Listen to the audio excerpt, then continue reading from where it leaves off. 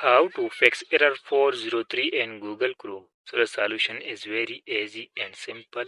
So follow these simple steps. So first open setting in your mobile phone. After that scroll down and click on app management. Now click on app list. Now type Chrome.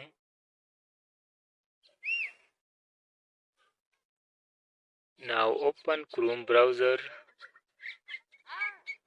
Click on notification. Now enable all these notifications. Go back, tap on permission.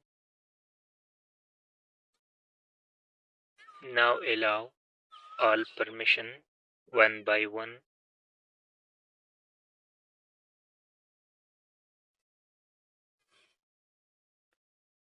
After completing this process, now click on storage and tap on clear storage.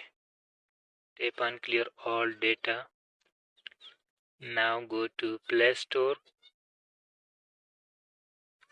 and search Chrome.